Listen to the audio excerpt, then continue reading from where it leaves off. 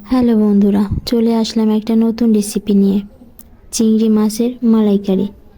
মালাইকারির জন্য পোস্ত, সর্ষ, জিরা, শুকনো লঙ্কা, নারকেলে গরম জল দিয়ে গ্রেভি বানিয়ে নিব। মশলার পেস্ট বানিয়ে রাখবো। চিংড়ি মাছ আগে থেকে লবণ হলুদ মেখে রেখেছি। কড়াইতে তেল দিয়ে চিংড়ি মাছ লাল করে ভেজে নিব। সেই তেলে ফোড়ন দিব জিরা, দারচিনি, লবঙ্গ, এলাচ। একটু ভেজে মশলা দিয়ে দিব।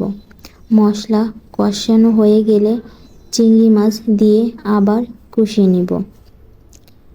কষানো হয়ে গেলে নারকেলের গ্রেভিটা দিয়ে দিব।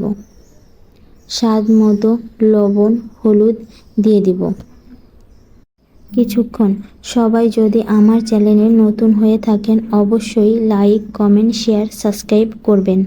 নামানোর আগে গরম মশলার গুঁড়া দিয়ে দিব।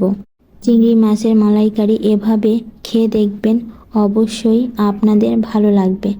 সবাইকে ধন্যবাদ।